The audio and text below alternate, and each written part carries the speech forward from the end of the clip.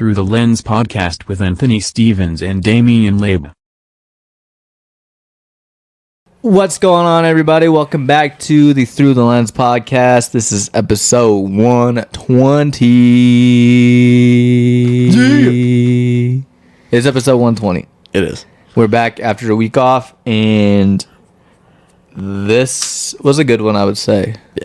I definitely enjoyed this one. We started right off the bat. We didn't waste any time. We saved the last stuff for the end. Yes. We go into a lot of shit, but we start immediately off with the new Eminem track, Houdini. Yeah. I don't think we go into it as far as we probably could have, but we have no idea what the future holds with that one, so we'll see. Yeah, we talked about Eminem as a whole more than that, I think. Yeah, absolutely. And then we jump into the not NCAA EA Sports college football game, the Just Cause movie adaptation, video games just in general, and Mike Flanagan for the new Exorcist movie. Yes. Yep. Definitely a lot of stuff to be excited for. And then we kind of dip into some politics and parenting, and I don't know. I think the politic thing is starting to become more regular than we would even like, but I mean, it just naturally comes up just because of what's going on. Because that is how the world works.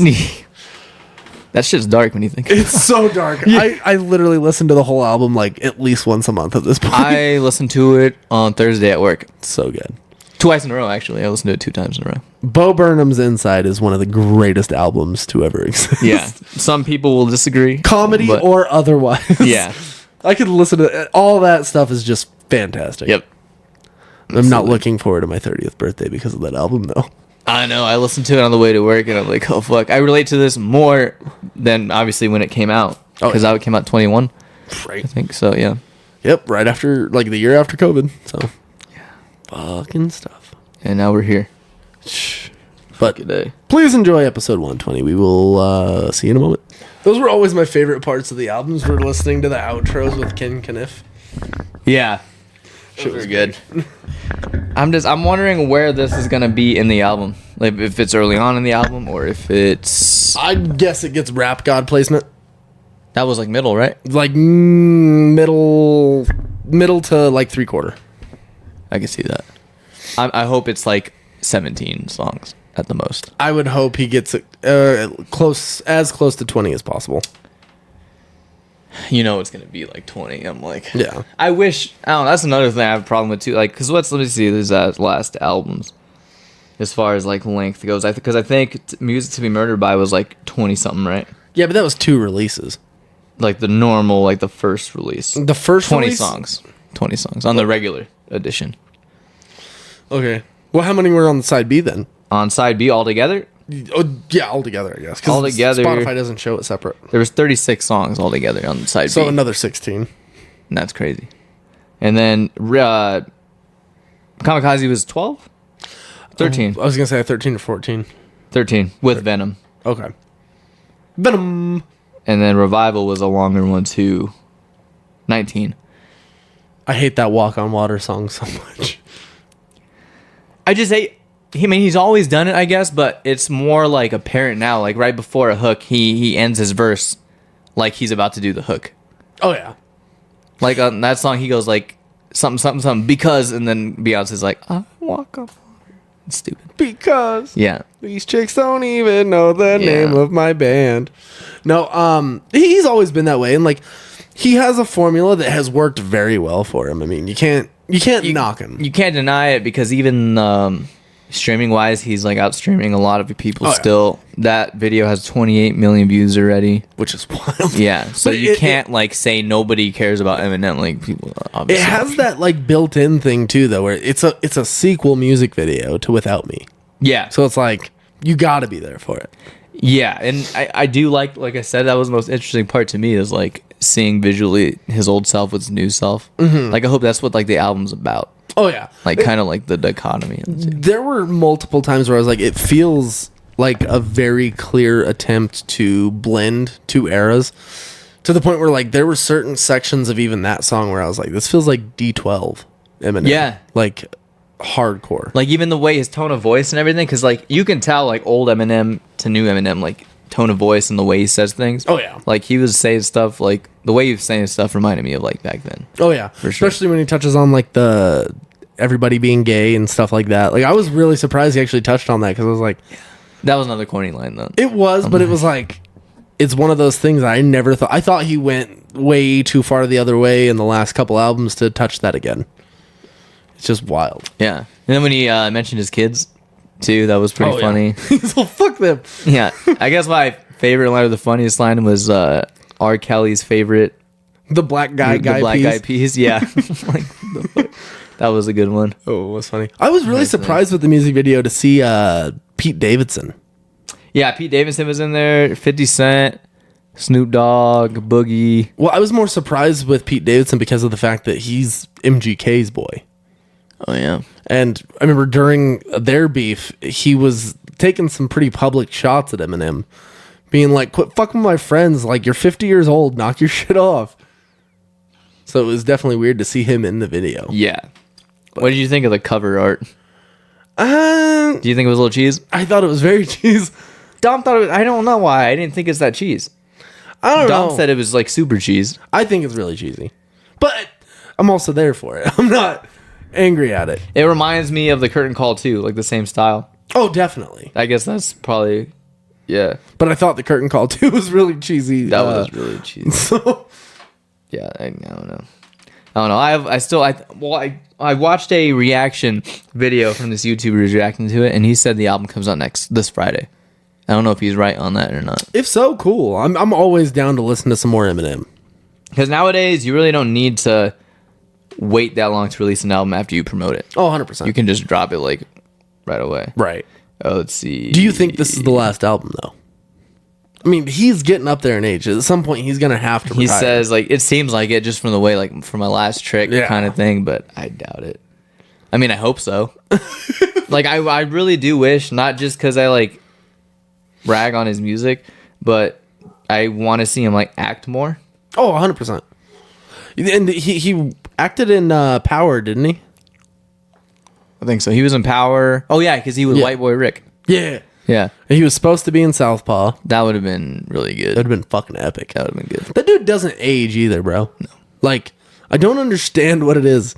You would think he Him- did all those drugs and stuff. You think that would do something, but apparently not. Well, it doesn't help that he replaced those drugs with running on a treadmill for however many miles a day. That's true. So, like, whatever damage he did, he's gotten pretty close to undoing at this point. Him, Paul Rudd, fucking dude, it feels like Paul Rudd did a lot of drugs. no. I'm just saying aging wise. Like they Oh, just yeah. don't seem like they age at Jared all. Leto is probably the most. Oh, 100%. He don't He's look- he is fucking Morbius, bro. He's a vampire. Close to 60. No fucking way. He's like in his 50s. Dude, he looks just like he did when he was in like Fight Club. I want to say he's fucking like 59. Holy wow. Fell 52, but still. That's still up there. Like He looks like doesn't he's look 35. He does. He's a vampire. He for real. doesn't look much different than Fight Club. No. Like he almost the exact same thing. Yeah. I would say, like, weirdly enough, I think Brad Pitt has aged more than like most of like the big A-list guys. He's finally starting to look old. But he's also aged pretty gracefully. Like, it's not like an ugly aging. I'm trying to think who aged ugly. Robert De Niro. Well, the man's like 80 something years old too. I mean, yeah, but he's also fat. is he fat? He's fairly fat. Yeah, I guess it happens. Who else ages horribly? A lot of people who age horribly had plastic surgery done. One person who doesn't look like they've aged almost at all, but it still isn't a good thing, is Danny DeVito. He looks exactly like he did 40 years ago. He just has but- white hair now. Yeah, That's pretty much it. that's all. No extra wrinkles. He's fucking Danny DeVito. I saw this when I looked up the new album. I doubt this is official cover art, but this is what pulls up. It looks fake to me, but I would assume that would have to be fake, but it wouldn't surprise me. Looks interesting. breaking news. Well, here's like this has to be fake. The track list says breaking news. I'm looking at the features. Dr. Dre, Snoop Dogg, Royce the 5'9" in The Weeknd, J. Cole and Skylar Grey, 50 Cent and LL Cool J, Denon and White Gold, Easy Mill, and that's it. Do you think having The Weeknd on will, if it is true, will that affect his relationship with Drake? I don't know. There's so many layers to that shit There's now, a bro. lot of layers to it, and this says it has 20 songs. If this is right, Okay. But you can have a look Where at is the- Houdini at on here? does it say Houdini? If it doesn't say Houdini, that's fake. I guess I didn't look for that. I was like, that's the big thing right there. So If it doesn't say it at all, then yeah, it's I don't see it unless these are just. Yeah, I'm not seeing anything. LL Cool J. Yeah, I don't see it on there at all. yeah. So that one's probably fake. Yeah, it would be interesting though. I wonder. Let me look up release date. Just says 2024, summer. Who is someone who's aged really poorly? Like I said, a majority of the people who have aged poorly have done plastic surgery. True. Courtney Cox, had she not gotten plastic surgery, probably would have aged really good. Yeah, Jennifer Aniston, I feel like she's gotten a little bit done. I don't feel like she's gotten much done to her face. I think more to like the lips. Maybe. Yeah. I can see that. Christina Applegate aged pretty good. Yeah. Linda Cardellini aged pretty good. Really good, actually. Like, really good. Yeah. Like, I would. I would. Yeah. Fill in the blank. I'm trying to think. Lil' Kim aged fucking horribly. Plastic surgery again, too. Her, Yeah. like, a major leap. And that's the big downfall. A lot of these people think it makes them look better, but it makes them look so much worse. It might make them look better, like, in the moment, but. I don't as even agree with that with Not- her. well, Not with her, at least. yeah. But, like, down the line, it just gets worse and worse. I'm trying to think. Oh. Biggest example, or one of the biggest, Mickey Rourke. Oh. Like, you look at pictures of him, like, young, and compare it now, it's like two different people. Oh, 100%. Yeah, he also did plastic surgery, though. I'm trying to think of, like, other women. Because, like, dudes are easy to pick on because dudes really don't age the best in general. No. If you're looking for women that aged really poorly... Let's see. IMDb has it. Worst aged actresses. One dead now, rest her soul, but what is her name? The comedian, Joan. Oh, Joan Rivers. Jett and Joan Rivers. Yeah, Joan Rivers. I think Joan Jett's still alive. I could be wrong. I didn't know Joan Rivers died. Yeah, I think it was complications from plastic surgery, like while she was on the table. Jesus. Yeah, that was like her 100th or some. That was clearly her addiction. Everyone's addicted to something. Yeah, it's true. Yeah. Justice is addicted to the penis. I'm just joking. Oh my gosh. I gotta crack a joke on him every episode. At least now. once. He won't even be here for like another 10 episodes and it's still just shit talking. Oh man. I'm surprised you weren't referencing a specific penis. There's a specific one? Eminem's. Oh. He wishes. Probably. Yeah. He probably takes screenshots of the music videos and then prints them out and hangs them up. The biggest fan. This is Stan. Meg Ryan apparently is on this list of worst aged actresses. She was looking pretty rough there for a while. I don't know what she looks like now though. Let me see. She was the one that was married to Tom Hanks. No, not married. Or were they dating? Did they date? Not Tom Hanks. Michael Batman. 89. Michael Keaton? Keaton. Really? I don't know if they were married, but they were definitely dating because she was up for the part of Vicky Vale, I believe. Yeah, I can see it. In the first one, and he Kim didn't Basinger. he didn't want her for the part because he didn't want it to affect their relationship. And then they broke up, and then she got the part for Catwoman in the next one. No, that was Michelle Pfeiffer. Michelle Pfeiffer was Catwoman. What? I'm tripping.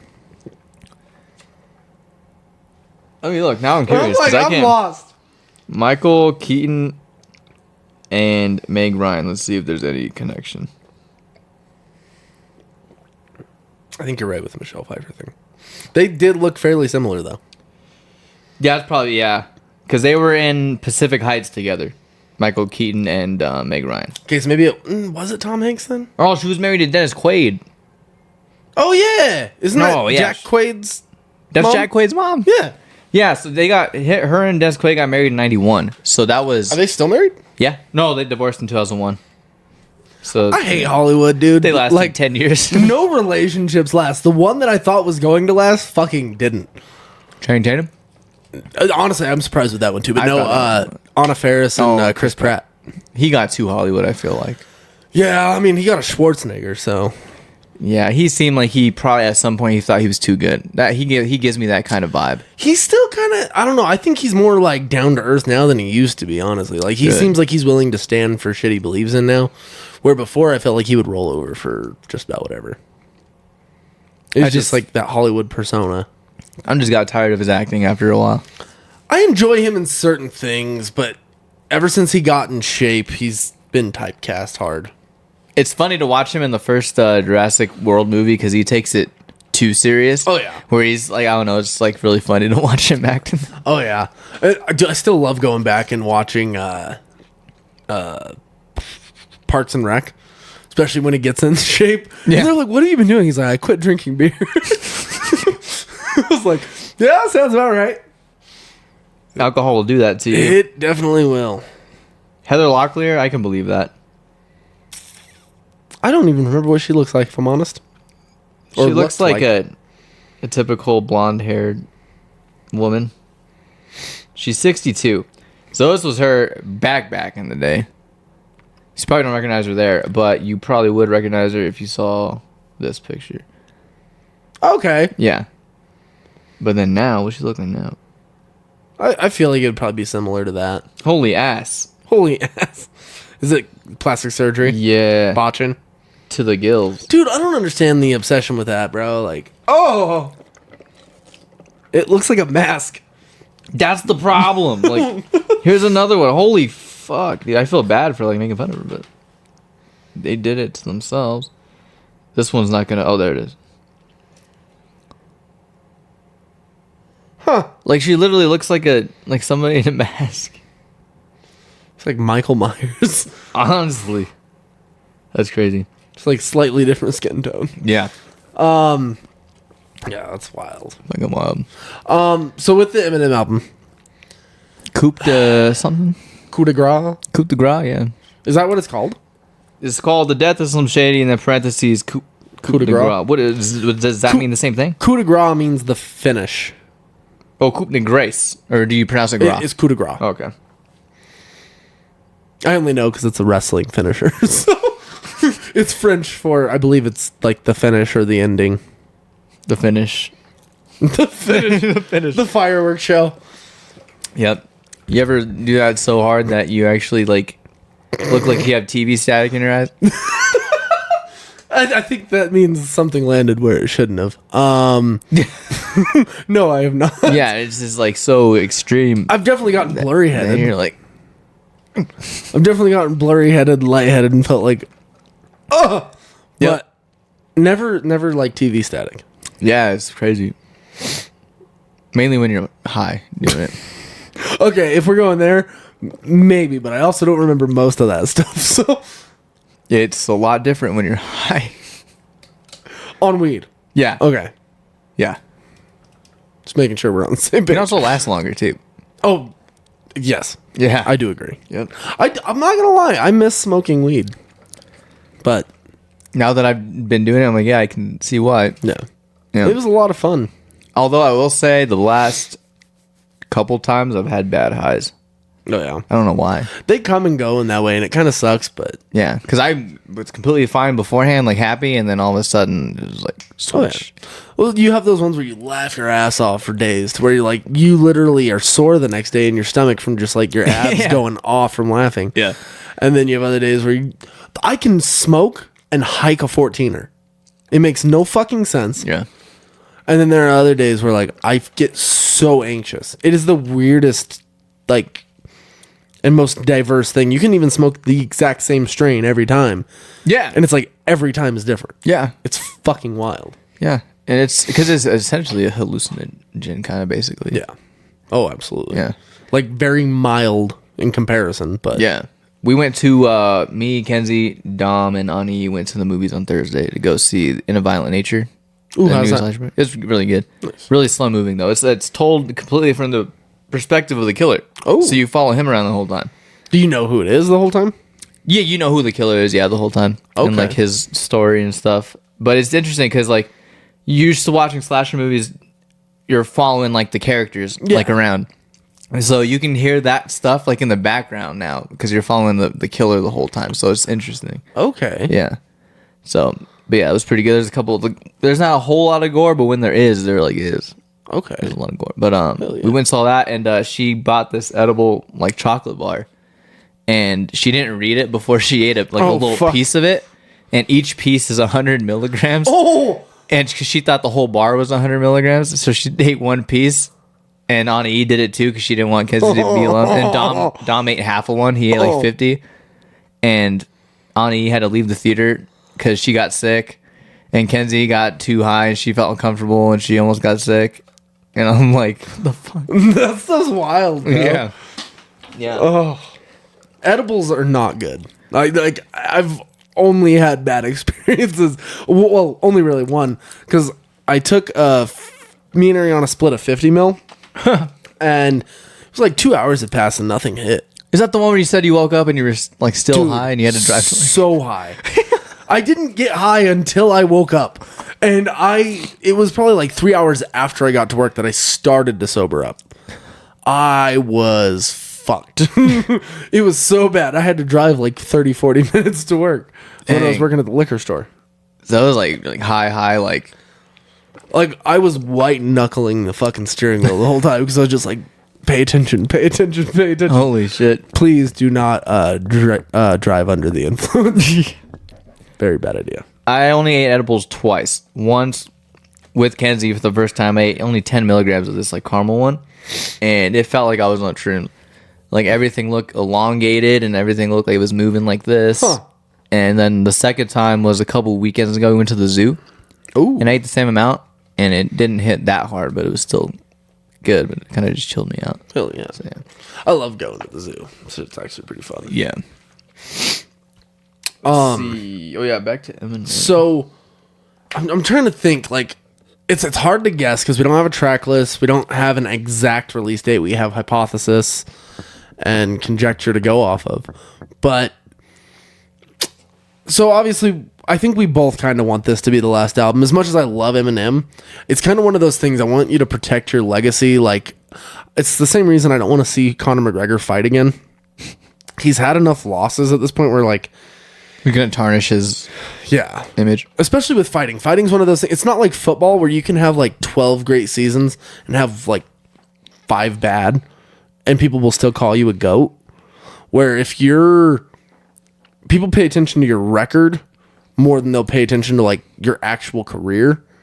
And if you start going downhill and you can't get yourself out, it can really tarnish your reputation. Right. Because like a guy that I was watching yesterday in boxing, when he first came on the scene, Deontay Wilder, I was so on the hype train, and then all of a sudden he's just every fight knockout. Wanted to prove that he could go 12 rounds, so that's how he won his first title. And then after that, he still was going knockout. And then the last like 5 years, it's been loss after loss after loss after loss, to where like he's not the same fighter, to where he's lost so much respect from like the boxing community and everything, where like he's almost a joke now, to the point where like after yesterday he had to retire because he got knocked out in like the 5th round. Damn. So he's a great boxer. Respect the hell out of him because he got into boxing to help his daughter who had some like disability. So like very admirable, but got super cocky and would blame his losses on dumb shit. Like when he had his first loss against Tyson Fury, walked out to the ring in this elaborate like get up and blamed his loss on being winded from walking out with that get up because it weighed too much. Oh my god. I was like, bro, that was when it was like just a slow decline with him. Where I was like, bro, I'm losing respect. Like, I'm done with this shit. Right. And like seeing fighters go through that, because like you'll have guys who make excuses, and you have guys who are like, I'm just gonna do better next time. Let's fucking go. McGregor's one of the biggest shit talkers in the world. Kind of comparable to like an Eminem, where like if you keep having misses, it's not going to land the same. Where Right. I enjoy the last few things Eminem has put out, but it hasn't been to the same level that I enjoyed like 2013 and before. Yeah, and that's exactly like where I was coming from too with Eminem. Like, and I think that's where a lot of people are right now with him. Yeah. That if he puts out another album that even if say this album gets like the same reception as Revival does, then I think it's like, I don't know, you can't come back from that at this point. Honestly, as long as he stays away from politics, that shouldn't be an issue. Yeah. But But as far as like just the reception, like how yeah. people like take it. 100%. Yeah. But if it does get that reception, I see him coming out with another album. So That's the thing. Yeah, he'll try to clean it up and then the cycle just repeats itself. exactly. Yeah, dude, I don't know. I definitely am excited for it. I'm also very what's the word I'm looking for? Cautiously optimistic? Yeah, cautiously optimistic. And from hearing you talk about it, the single didn't do much to heighten the expectation. Lyrically, it was great. Yeah. But I usually, like 95% of the time, I absolutely hate his beat choice. And I think it's to showcase the lyricism, but it's just... I think after Marshall Mathers LP2, the beat selection was starting to Well, like take a dip. Even some on there weren't that great. But like even his first two albums, Slim Shady and Marshall Mathers, like weren't the greatest beats, but Especially the Slim Shady, because it was early on. Oh yeah, I couldn't afford a lot of that shit, and my thing is, I've always enjoyed the lyricism. That's where I kind of put the forefront of his music, anyways. But I don't know. It'll be interesting to see where it goes with this.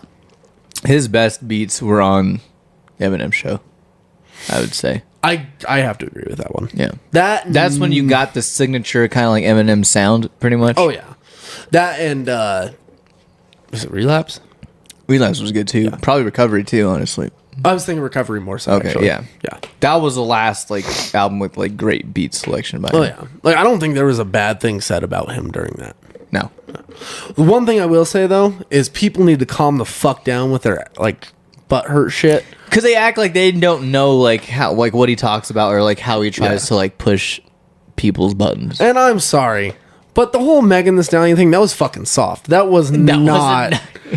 That wasn't like the Iggy don't blow the rape whistle on me. Like, come on, bro. I didn't even take that as a Meg diss. No, he's literally saying a shot at like a feature. Yeah, but his it's the feet. double on top. Yeah, because she got shot in the fucking foot by Tory Lanez.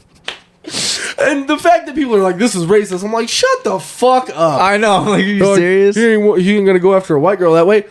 Iggy, Christina Aguilera, Britney Spears, Kim. And then that comment I told you about where she's like, I did never see him go toe to toe with the man. I'm like, his whole career, that's what he's done. MGK, Benzino, Ja Rule, fucking... You can Everlast. Cannabis. Dude, it's been Limp Bizkit. Fucking at one after the other, after the other, after the other. So people need to chill the fuck out and quit trying to like be offended on behalf of other people. Yeah. It's fucking disgusting. Well, there's even beef that he had that almost got physical. Especially involved with 50 Cent and Ja Rule. That whole thing almost went south. The ICP shit got real crazy for a while. Fuck ICP by my CD. It's the third podcast in a row. I just is funny. Oh fuck! Yeah, the Ja Rule and 50 stuff definitely got real heated. close. Yeah. Like to the point where it basically predicted the death of Proof. Like that shit was wild. Yeah. That was you watched the Toy Soldier video. It just seems like in bad taste now. Very bad taste now. Yeah. It's like, wild. That's why some people think that Eminem sold his soul to get famous. And that's why I think Proof is the consequence for that. And honestly, dude, there's sometimes I really believe in like that supernatural stuff. As far as that goes. I mean, you look at some of the most successful people in the world, and they all seem like they've paid some sort of price. Right. I mean, like One person I would assume wouldn't have done it, but still seemed like they paid a crazy price is like a Keanu. He's been through a lot of loss. Fuck yeah. And still one of the most humble people you can find. That's probably why. Yeah. Yeah. Took it a lot differently than a lot of these other people did. A lot of people would have taken that like they would have gotten really fucked up. Oh, yeah. Died themselves. Right. Or done something really bad.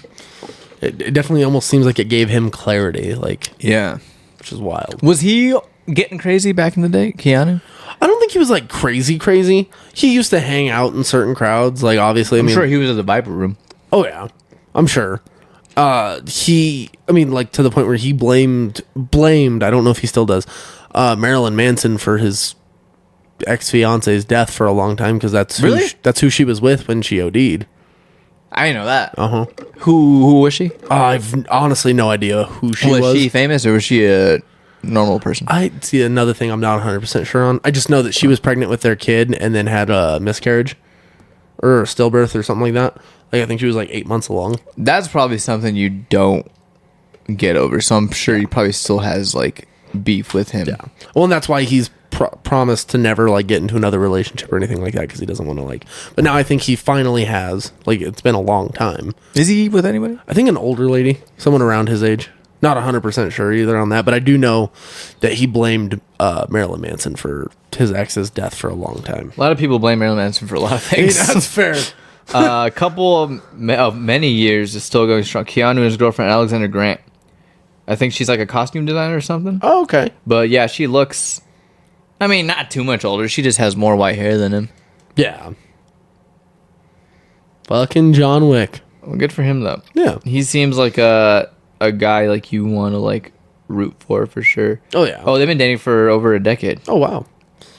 I know it took him a while, but also like he's one of the most humble people you'll find. After most of his Matrix money went to a specific form of like cancer research, whatever his sister had. Mm-hmm. So, but like I'm trying to remember how we got here with Eminem stuff. Beef, Oh yeah, essentially. But how? like I fucking lost on that one. We started with Ja Rule. Oh, And then selling his Proof. soul. Yeah, selling his soul. Yeah. Do you think that he actually potentially could have? I think it's a possibility, just considering like how low he was at the time when he got discovered. Because like the night I read that either the night or a couple days before he went to the Rap Olympics where he got discovered. Oh yeah, He broke into like an abandoned house in Detroit to sleep on the floor.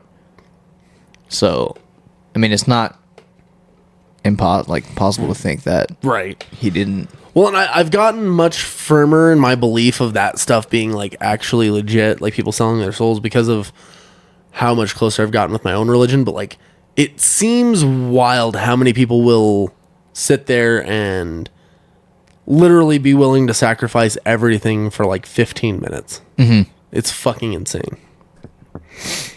Yeah, I don't know. Like, my belief in all that stuff is kind of like hit or miss, especially like right now. I don't know where I'm at, but I believe in it enough to not do that. Yeah. Yeah. Even if I didn't believe in God, I still wouldn't do it. That is not something I would fuck with. No. There's no way, bro. If I didn't have much to lose, I probably would do it. Mm-hmm. Like if I wasn't close to a lot of family, if I didn't have the friends I do, I probably would do it. See, I still wouldn't, just because I'm like, that's a big thing, because like you're taking a gamble. Like if that is real, It may be good in the meantime. Yeah, but then you get how much time here that's good. Yeah. And even then, you're probably still fucking miserable. And then you go to hell forever. Like, I don't think that's a good trade-off. Yeah. Like, I mean, you look at most of these people that are fucking, like, extremely wealthy and famous. They're some of the most miserable people you will ever find. Yeah. I mean, don't get me wrong, you find poor people that way, too. But I know more poor people that are happy than people that are well off. Yeah. Which is crazy. The only people you know that are poor, that are, like, extremely miserable, are the ones that are chasing that. True. So, I guess. for the most part, like if you have people that are literally just wanting to a specific type of life where, hey, I just don't want to struggle. I want to take care of my family. I want to do this, this, and this. Not looking for billions of dollars or even millions. I just want to be secure. I can work the rest of my life. I don't give a shit. Those are some of the happiest people you'll find. And I believe there was a study that says with the current economy, people who make 75,000, anything after 75,000, there's no increase in happiness until you reach like the millions, and even then it's minuscule, and it drops, and the use of antidepressants goes way up. Crazy. Yeah. Crazy. Yeah, because even with the stuff we're doing, I'm not looking to get rich. No. I mean, I'd like to have a decent amount of money. I just want a house, bro. I want a decent amount of money. I want like a house. I want, dude, I can't to get just be approved able for anything over 250,000 for a house. Yeah, it's crazy. And in Colorado, that's just a nothing. garbage can. Yeah. So it's fucking nothing. Speaking of which, what was that trailer you sent me? Is like in Alabama. You sent me like a Zillow listing in Alabama. Yeah, that wasn't meant to send to you. Oh, okay. I was like, I'm contemplating moving to multiple places. Okay, I was like, what the fuck is? Trying to see what I can afford. Yeah. So anything at this point. Right. Yeah. But yeah, I can believe all that stuff. Because I'd say right now I'm like happy, but I definitely could be happier. Oh yeah. Mainly with, I think, just like doing what we want to do. Oh yeah. For sure. I definitely, dude, I would even be happy doing what I'm doing now and still just pursuing the way we have been. Yeah. Like, I find joy in just the exploration and the pursuit more than if it were to actually ever fucking I don't know how I would handle that. If anything were to actually like take hold that way. Yeah, because what if like we're expecting it to be kind of like a chill, like we get to like do this for a living, but it goes further than that, and then all of a sudden we're like huge. That'd be like shocking. It would be insane. It'd be a culture shock, and then you'd really have to figure out how to balance your life because you've promised all these things to these people that are around you, your wife, your kids, your parents, everybody, where you're like, here, I'm never going to change. How likely do you think you would be to fold in a situation like that? To like change and do the things you said you wouldn't, kind of thing? Exactly. Because I firmly believe I wouldn't, but I also have not been tested that way. Yeah, I don't think I would at this point either, but yeah, I think it's one of those things, until it happens, you really don't know for sure. Oh, yeah. I would like to think I would stay like how I am, but you never really know. Oh, yeah. Well, and you look at these people that you grew up watching, and the shit that we're finding out in the last 7 years has been insane. Your Kevin Spacey's, your I never looked up to Weinstein, but like your Diddy's, your potentially Jay-Z, Beyonce, even dog, like it is everywhere, and it's so widespread. And you're obviously, when you're at that level, you're gonna hear about that, and you're gonna have to like hide it. Oh yeah, which is shitty. Yeah, I mean, look at the fucking Clintons and everybody else. Like everything's so dirty. It's crazy. Yeah. I think just being at that level and knowing about all that stuff going on would be enough to be like get out of it. Kinda, oh yeah, you know, maybe that's why rich people are so miserable too. I don't know. I know about a lot of stuff. Oh yeah, and I don't know, dude. It's such a dark world out there. Yeah, like the whole Epstein stuff, the Diddy stuff, all of the when Sword and Scale first took off. You remember those episodes about like how those kids were being like sold into like sex slavery and stuff, and there was like a big ring about it and everything. Yep. And that mom came on and like did interviews, and there were like reports of like the Bushes even being involved in that stuff.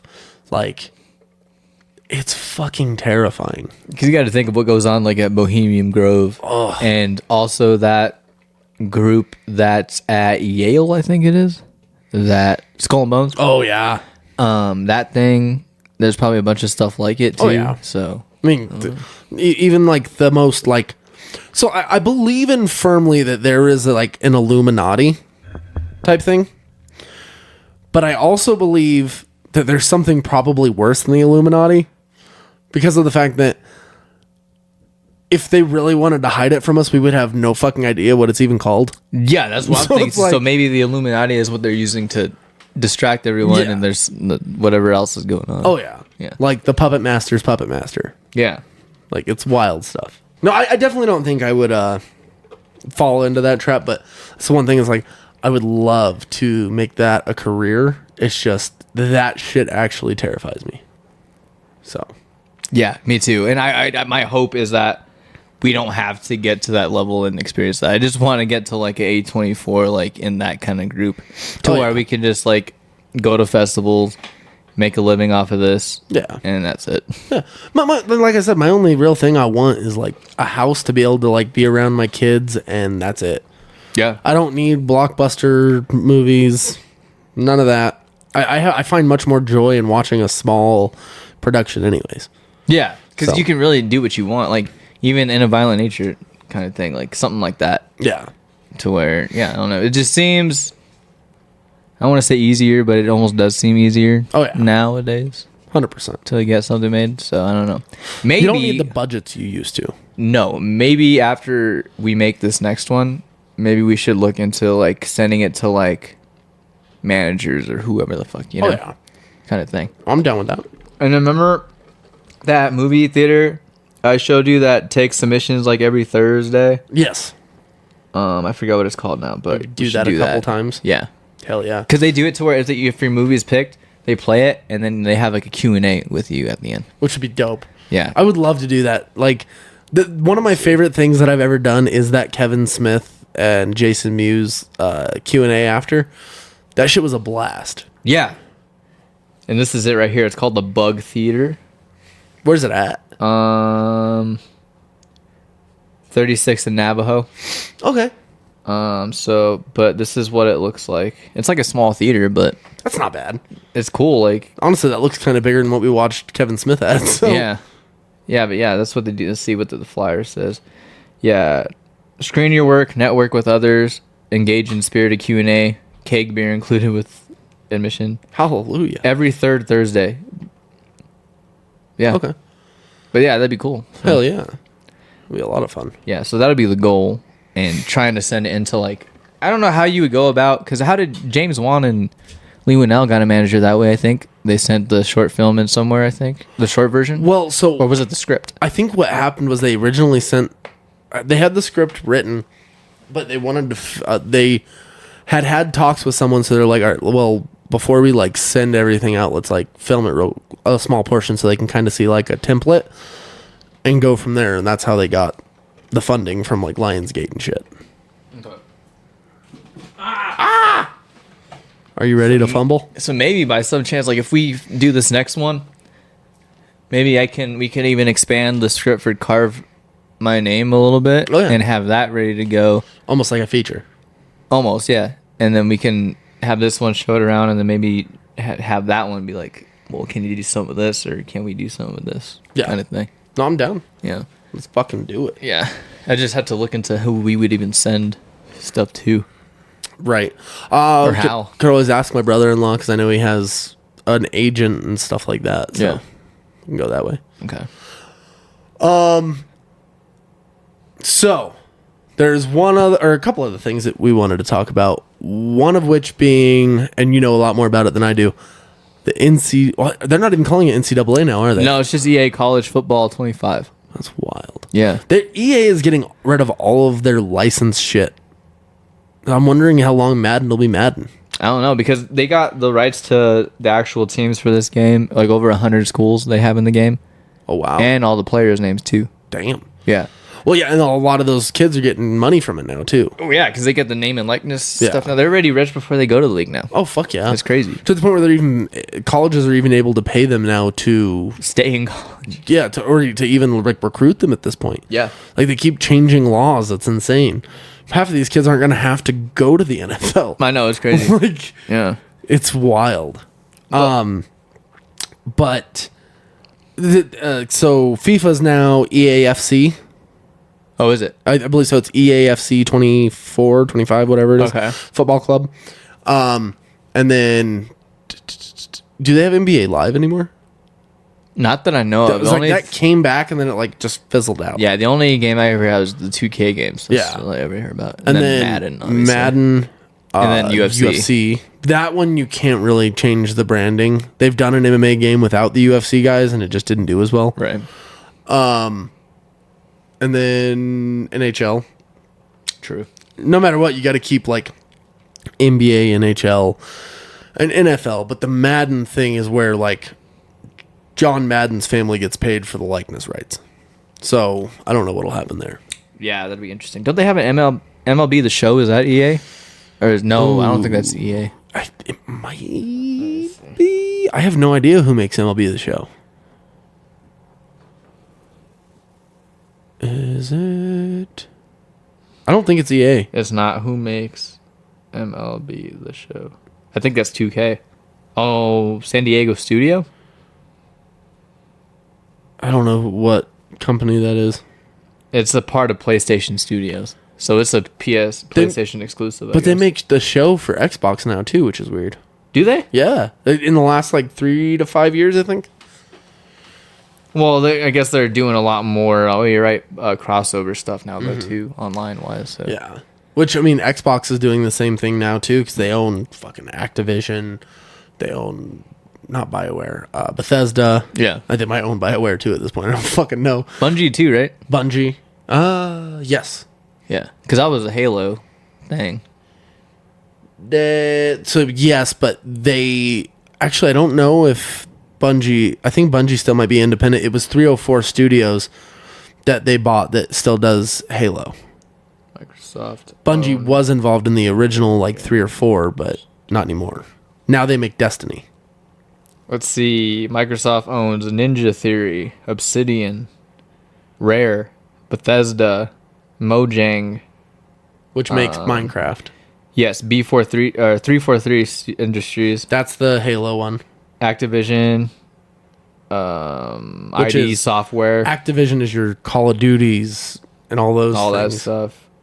Those are the big ones that I noticed, at least. So, like, they have... The Bethesda stuff is huge. Because Yeah. that's your Fallouts. That is your Starfield. Elder Scrolls. I want to say Wolfenstein. I think so. Like, they have a bunch of tentpole games out of Bethesda. Obsidian sounds familiar too. Obsidian, I believe, made Star Wars Knights of the Old Republic. Okay. And then ID Software makes Doom. Yes. And I think that's the only one I know. Quake. Okay. But that looks like those are the only ones that they own. And they've spent a shit ton of money over the last, like, 5 years on studios. Yeah. Oh, and Blizzard too. Blizzard is a part of Activision, though, I guess. Yeah, it's Blizzard Activision. And Blizzard, I mean, that's one of the biggest game studios in the world with World of Warcraft and stuff like that. Never played it, though. Let me see. Sony owns Insomniac, Naughty Dog, Those are their two best studios. Santa Monica, which Santa is Gears Monica, of War, God of War. Bungie. Oh, they own Bungie. Sony does. Yeah, I think that was new with the Destiny partnership. Okay. Sucker Punch. I don't know what that is. San Diego Studio. Sucker Punch Studios. What is that one? Those are the only ones I know. London Studio I've heard of too, I feel like. But does Nintendo doesn't own anything but Nintendo, right? Nintendo Pokemon. owned video game. Pretty sure Nintendo owns the I think Pokemon they company. own Sega now too. I believe so. Let's see development teams. They have One Up Studio, Next Level Games. That's pretty much it. Huh. Yeah. Which is wild because they're crazy successful. The IP they own means more than their studios, though, honestly. But they have affiliates. I don't know if they own them, but they have Bandai Namco, Oh, yeah. Camelot, Tecmo, Sega, Square Enix, Ubisoft, which Really? was Assassin's Assassins. Creed. Dude, Ubisoft is one of the biggest companies in the world because they're the ones coming out with that new Star Wars game, too. Oh yeah. I can't remember what it's called now. But like, Outlaws? Yeah. Like, it's like Grand Theft Auto in Star Wars. Yeah. They got... So it's Assassin's Creed, Splinter Cell, all the Tom Clancy stuff. Yeah. And then you have... What's the other... like? So you have Watch Dogs. And they have a movie coming out for Watch Dogs, too, I believe. I feel like that would make more sense as a series. Yeah. It makes more sense I think than the any way... video game at this point makes more sense as a series. Oh, yeah. 100%. Unless, well, they're already making the Silent Hill 2 movie. And Assassin's Creed is a series. Oh, is it going to be a series? They had the movie already. Now they're doing a Movie's series. ass. It had good parts. the fucking Animus machine that they used in that really irritated me. They had to explain that away in the game. Right after, they're like, it was an experimental thing. We're done with that shit. Dude, they have so many big names. I want to say they do Rabbids. Yep. Which means they've partnered with Nintendo with the Mario stuff. Let me see. Ubi. It's been huge. When is that college game coming out? It is coming out this summer sometime, but let me see. But they look like they really like took their time with the animations, the mechanics, and some of the stuff. There's like a new injury system now too. See, one thing I loved about the college games was how much the crowd mattered.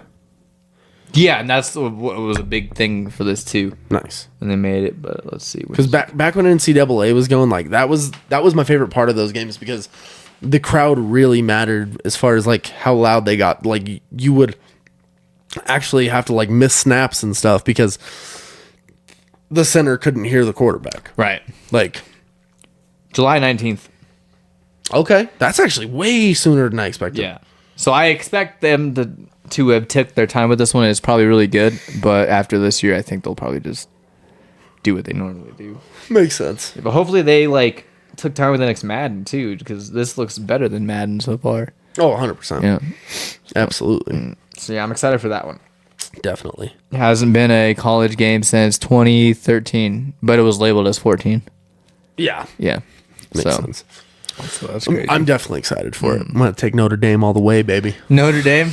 I don't know who I'm going to play. Always been a Notre Dame fan. That's crazy. I don't have like a specific team in college. Notre Dame's always been my favorite, and that's another reason I fell in love with my wife, because I found out she had a fighting Irishman on her leg, and I was like, hey! That's pretty cool. I was like, this is amazing. Yeah. Nice. So the next thing that I found, I've never played these games, Just Cause. They're decent. Okay, because there's a They're movie in the works. actually really bananas, like crazy, like Isn't it like Far Cry kind of? physics bending. No, so like you play as this same mercenary through all the games. It's somewhat similar, but it's third person, and you have this like hook on your arm where you can like grapple and shit. Yeah. And then in later games you can like tether things to each other. It's like a helicopter in a building to where like helicopter can't go anywhere. Oh, okay. Or like you can tether like a flammable tank to a helicopter and it'll fucking blow up the helicopter. Oh, damn. Like just really cool like physics bending stuff. They're pretty fun. I never expected a movie out of it though. Me either. I just saw the headline when I was looking at stuff to talk about. Honestly, it fits perfect because they're fairly simple. It's kind of like causing like coups in countries and stuff. Okay. And it would work really well as like an action film. But they have to go crazy with it. They can't pull you have to go fantastical. Apparently the director is set to be the guy who directed Blue Beetle. Ooh. Angel Manuel Soto. Okay. And David Leitch is producing it. Which means great choreography. Yeah, they're gonna bring in some good people with that. Hell I yeah. still haven't seen Blue Beetle, but does that movie have like a good visual look? Actually, Blue Beetle sadly didn't get the love it deserved. It actually was a pretty decent movie. Okay. They bent some stuff from the comics, but I'm happy that that'll be the one thing along with Peacemaker coming over to the new DCU. Yeah. We're like one of the few that are happy about that, apparently. Yeah, that Jolo kid is really good as Blue Beetle. Okay. Like fucking surprising. Nice. Like I heard George Lopez is pretty decent in it too. hilarious. Like that was easily probably the best part of the movie. He was great as the uncle. Yeah. Like fucking funny. Nice. So I know that because nothing from the movie is carrying over. I think it's just like the characters. Honestly, there's nothing that ties it to anything else. Oh, okay. There's zero crossover. So they could go into the next, like, a first official one for the new DCU and completely do away with that. There's no references. There might be like a Batman reference or something, but it's a reference. It has nothing to do with any BVS stuff. It literally looks like they made it to where they can do whatever. Like, there's not even the Black Adam or the Shazam stuff, nothing. I bet like when they bring him into the DCU, they probably won't even reference his origin from that movie. They'll probably do a new one. Honestly, they should, because they set up a perfect Ted Kord story. Yeah. Like, they had the whole post-credit scene. Like, I enjoyed the fact that we weren't trying to build a universe with this one. Yeah. It was just, hey, he gets the scarab and everything. It's the perfect Jaime Reyes story. And then they slowly kind of intertwine the Ted Kord stuff and, oh, we might have found him type thing. Okay. It kind of like, almost like that Ant-Man, Paul Rudd, and Michael Douglas relationship, the way it looks. Okay. Because he kind of like looks like he's romantically getting involved with Ted Kord's daughter. Because because I saw in the trailer there was like he was in somewhere where it had like the old Blue Beetle suits. Yes. Okay. So Ted Kord's, I don't want to spoil it for you, but Ted Kord's daughter takes him in there. Her dad like disappeared years ago, and the lady who's in charge of Kord Industries is like her aunt, and she's like super greedy and shit. Is that Susan Sarandon? Yeah. She's the bad guy, right? Yeah. Which is kind of a weird bad guy. But Right. who's the guy who... Because I saw a part of it where the bad guy, he's like in his own suit kind of thing. OMAC. Okay. One man army something. Okay. I like the actor because he's from the Mayans TV show, but it was really weird, especially because they kind of changed OMAC from the comics, but it was still pretty fun. Okay. Because I don't know any of his other bad guys either. The Reach. The Reach? The Reach. Is that his biggest one? Yeah, well, it's like it's a whole alien race. Oh, okay. That's where that scarab comes from. Oh. So, that's the story they did with the Young Justice stuff. So good. Definitely recommend watching it. Okay. Like I said, it's not the greatest superhero movie you'll ever watch, but it's better than 80% of the DCEU. So, okay. Let's see. I'm trying to look up if there's anything else coming here. The team is already involved. The team that's working on it is involved with the Tomb Raider movie that came out not so long ago and the Sonic movies. okay. Honestly, all three so far really good movies. Let's see. Oh, it's a Universal movie. Okay. Studio says, yeah, it seems like a lot of studios are trying to jump on this Makes sense. video game bandwagon. Oh right yeah, now. you kind of got to, because they finally seem like they found a way to do some it. of them. Yeah. Where we're not getting. I mean, I enjoy Mortal Kombat still, the original, Yeah. but in comparison, we it's can like, agree they're not like great movies. no. But They're so much fun. yeah. But they're not critically acclaimed. CGI is shit on a couple, especially on the second one. The first one seemed like it did it better. Yeah, it was more practical in the first one. That dragon thing at the end of the second one, you were like, "What the fuck, bro?" It looked bad even by video game standards. Oh yeah, and then it like folded, and I Yeah, was like, "Come on." And then Sindel, and she's like, "Too bad you will die." The acting was like, it was god so awful. cheesy. Yeah, It was worse than Highlander. fucking A. Yeah, I think the new wave of good video game stuff really started with Sonic, honestly. Yeah. Because before that, it was Rampage, and The Rock thought that was going to do something, but it didn't do anything. No. Assassin's Creed didn't do anything. No, so I think Sonic was the start of it all, and then I can't think of anything between that and Last of Us that was like critically acclaimed. I think it was Sonic then Last of Us, honestly. Halo. That I don't. Did I get The second season apparently was really good. really? Fallout, I heard, is really good too. But let me Yeah, see. Fallout's fucking like bananas ratings. List. I blame Walton Goggins for that one though. That man's a G. I also heard the main actress is really good. I heard the same thing, but I'm always there for Walton Goggins and just about everything. Okay, here's a list of video game stuff. I'm looking at like the last. That Resident Evil movie was not very good. I would imagine so. No. It had decent moments, but it was they tried to combine like the first three movies or three games. Yeah, that was a mistake. Yeah. Super Mario Brothers was received well. Oh yeah. Um, But they also went the animation route. It wasn't live action. Or that's anything. true. Okay, Untitled Yakuza movie is Okay. coming out, and then Watch Dogs, like you were talking about. Until Dawn is going to be a movie. Oh really? That'll be a fun one. Tom Clancy's Ghost Recon. Michael Bay. Fuck. I mean, that'd be the perfect guy to direct a Ghost Yeah. Recon movie. But Oh yeah, the new Street Fighter movie is directed by the guys who made Talk to Me. Oh, They got brought on to do that. okay, that'd be interesting. I haven't liked most of the Street Fighter movies that they've made, but Yeah, I haven't seen any of them. I've seen. So the one in the '90s with Jean-Claude Van Damme is pretty fun. Oh yeah, no. Untitled Metal Gear film. Untitled Legend of Zelda film. Dang. Duke Nukem film, that'll be good. John Cena would be the right pick for Dude, that. that'd be perfect. If they don't cast John Cena as Duke Nukem. Dude, especially if he'll put on that raspy bullshit voice. Yeah, and have the square hairstyle, like the flat top. His old flat top from back in the day. Like, yeah. Dude, that'd be perfect. Dead by Daylight film, not surprised. Death Stranding, A24 has that one. I can see that being... That's a good marriage. Oh, yeah. Hideo Kojima does really good storytelling, so it fits perfect. Five Nights at Freddy's was well received, I guess. I still never... That's Josh... Hutcherson? Yeah. And then Borderlands is coming out. Uncharted movie didn't do good. It was decent, though. I'm not going to lie. A lot of these things people aren't interested in because it's such a niche thing anyways. Right. Like, most people don't play single-player games anymore as it is anyways. Mm-hmm. Like... And it's prequels. It's all prequel stuff to, like, the actual Uncharted games. So people are like, I don't really give a shit. Right. I remember back in the day when Mark Wahlberg was rumored to be cast as Nathan Drake, and then Robert De Niro was Sully. Which would have been a great movie. Because that was like 2009, 2010 at the time when it sat forever. For years. Like 10 years. Yeah. Like, that's insane. Yep. Yeah, it definitely wasn't... It wasn't bad, but it wasn't like as good as it maybe could have been. Right. So I think this Just Cause movie is going to be one where a lot of people don't know it's a video game. So when it gets marketed, they'll think it's just like an action movie. Oh, yeah.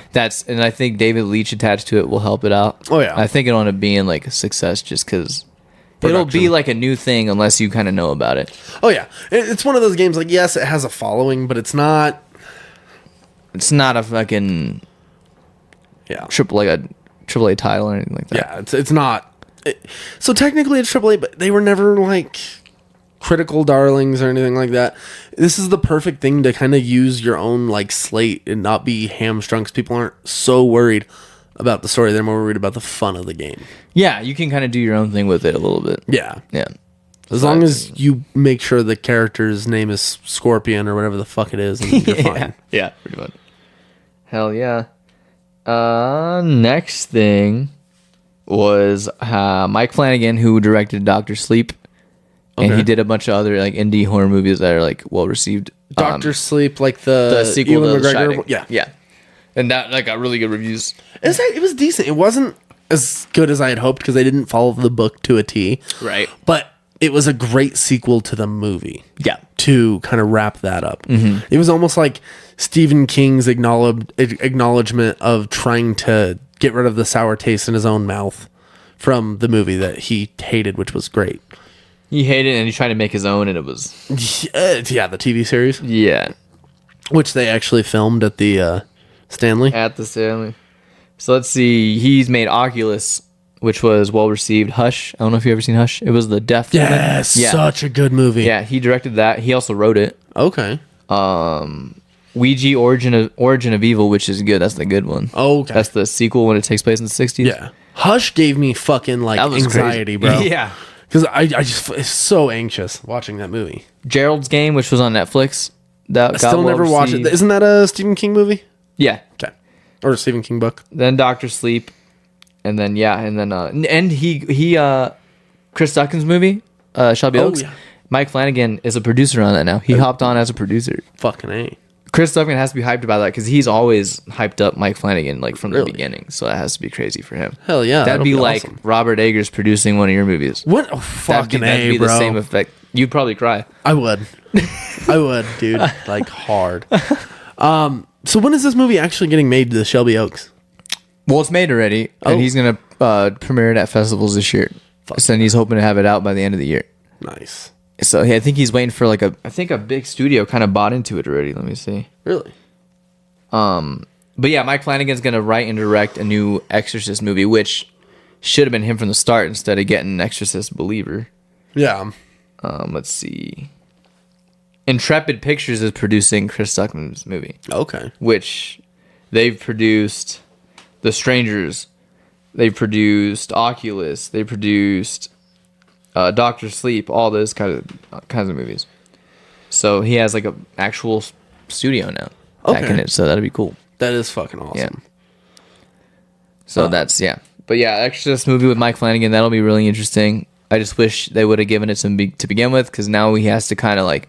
I hope he doesn't feel like he has to like correct stuff from the last movie. I hope he just like starts new. Right.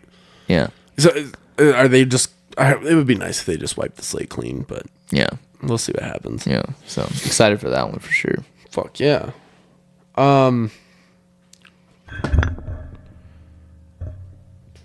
So I'm trying to think. My brain just like died on me. Hell yeah. Yeah. Hell yeah.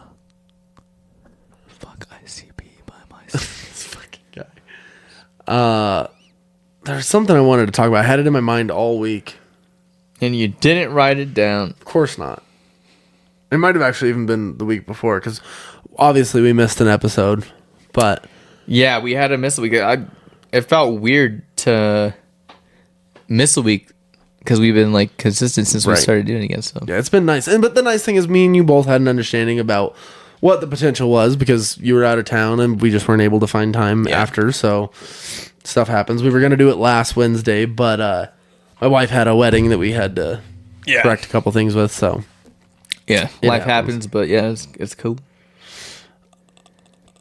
It's all good with me.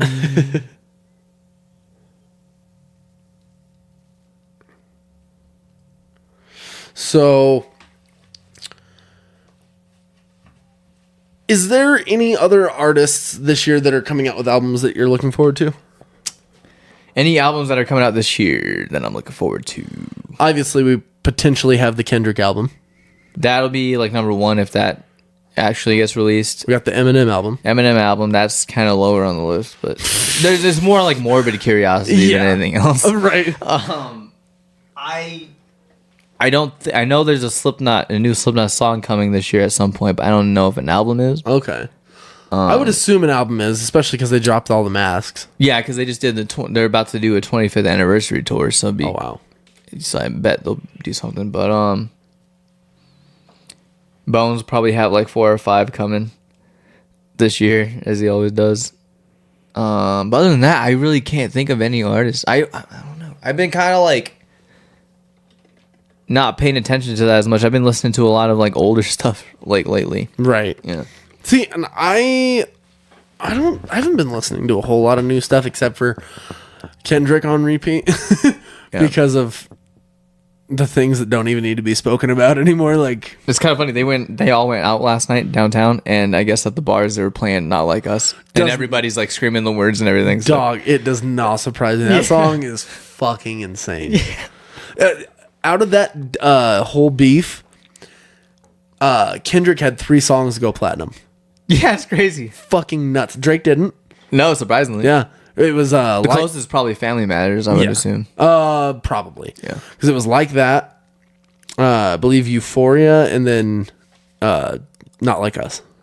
Not Like Us is just like becoming just like a song. Dude, it's a fucking bop. It's not even like no one even looks at it as a diss song. Well, a lot of people do, but it won't be from some time from now. No, dude, that hit ether level. Yeah. Like, that is the only song I've ever heard, like, diss-wise on the radio. It fucking slaps.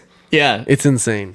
Yeah, so Drake will never admit he lost this one, but that song alone. Well, yeah, even in fucking Not Family Matters, the last one. What was the last song? The Heart Part 6? Yeah. He's like, anybody who's calling it right knows that I won, blah, blah, blah. I'm like, no, fucking how? Yeah, I don't know.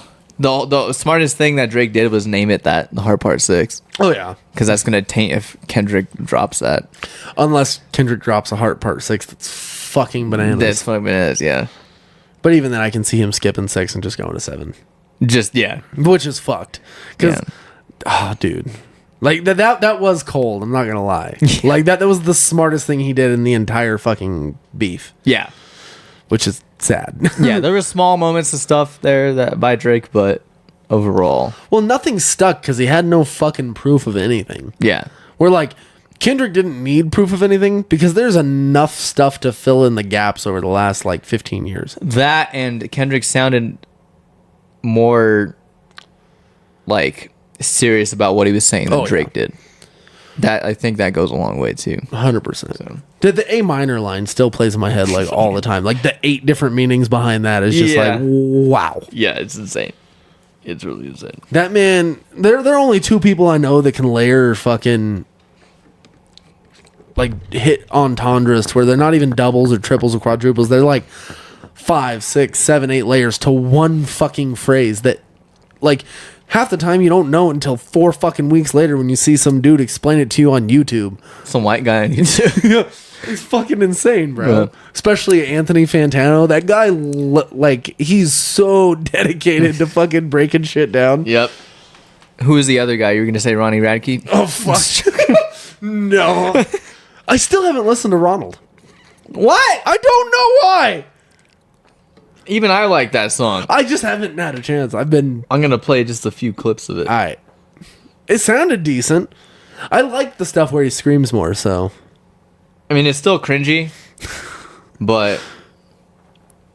Is it like T. McDonald cringy?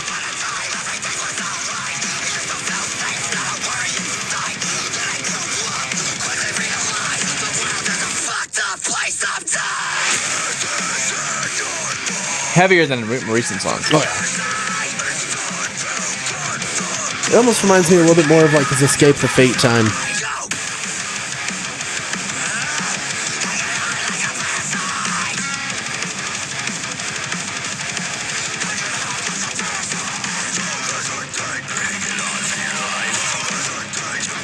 Is that part?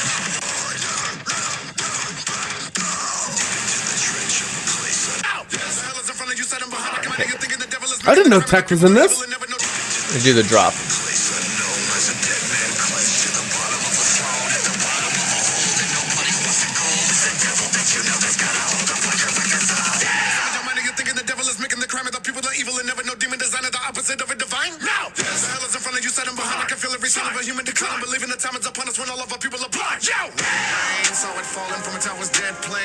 A little cringy. It's Tech 9. It's so. How old is that man now? Tech? Dude. He's like in his late 50s, has to be. He has to be. He is such a, like... He's 52. Every time he raps, it sounds the same. I'm not going to lie anymore. No, he does. He always does that. I don't know how to explain it, but he literally does the same shit every time. It's that breaking into colored houses, like, flow. Yeah. And then he kind of does, like, the epic kind of rap sing kind of thing with, like, 5 different vocal layers on it. Oh, yeah. Yeah. I mean, I still love it. Like, especially old songs. I look back with rose-tinted glasses so much. Old songs, yeah, but, like, I try listening to, like, newer stuff, and it's just, like... I haven't listened to anything Tech new in... probably since I met my wife. I think the last thing I actually heard that was new was, when did that Sriracha song come out? That was, like, 2017 or 18? So, okay, I guess about 7, 8 Let me years. see. 6, 7 years. Because that was on... Enter Fear. That was the Storm. That was 2016. Damn. So yeah, it was like before Kenneth was born. Yeah. So about 8 years now. I haven't really listened to anything Tech 9. The last full album of his I listened to is Special Effects, which was 2015. And he's had 1, 2, 3, 4, 5, 6, 7, 8 albums since then. Damn, he's had more than a Kendrick career come I out know. since then. That's fucking insane. Wow, yeah, I haven't listened to anything. Just based on the album covers, it doesn't make me want to listen to them, because look at the Planet one.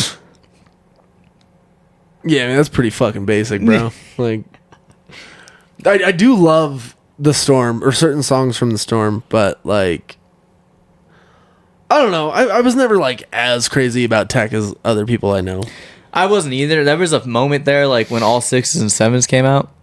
Mm-hmm. I was in high school, where I listened to him quite a bit, but I never was like obsessed with Tech 9. See, and I think I was biggest on Tech 9 when he was doing Amatel. Oh, that was from 2007. probably way before that. It was early, 3 maybe. Might have been around that time. That was on, and no, it wasn't Angelic. It was the album before or after? Eba's great too. E-Ball is great. What's that album? Mama says that I'm gonna go. Absolute Power. That's 2002. 2002. Amatel was on that. I remember listening to that in fucking middle school. Angelic was one I listened to a lot. Okay. That's a great album. Caribou Lou. Caribou Lou was on Ever Ready, I think. Yeah, it was. I think Breaking Into Colored Houses was the song I think I heard the most. Okay. Killer. Is that T-Pain with him in that song? I think so. KOD was a good album. He had an album called KOD too? Yeah, it was better than J. Cole's. There was His like was maybe... King of Darkness, though. I don't know okay. what J. Cole stood for. I forget. Wasn't it something on drugs or some shit like that? I don't know what the K would stand for though. It was something stupid, I feel like. KOD me. It says. There was like 3 or 4 songs I liked on that album, but like fucking For Your Eyes Only still is probably my favorite J. Cole album. It was Kids on Drugs or King Overdosed and Kill Our Demons. Huh. I don't get that from that. It's a little pretentious. Yeah, very. Texas I straight don't- to the point. See, like, there was a moment, like, right after Forest Hills Drive and, like, right around the time of, like, For Your Eyes Only, I was in love with J. Cole. Like, that dude's music, like, meant something to me. Like crazy. 2014, 2016, yeah, I love J. Cole. Yeah. It's fantastic. And then it was, like, once KOD hit, it almost felt like kind of try hard, and that's where he really started going hippie.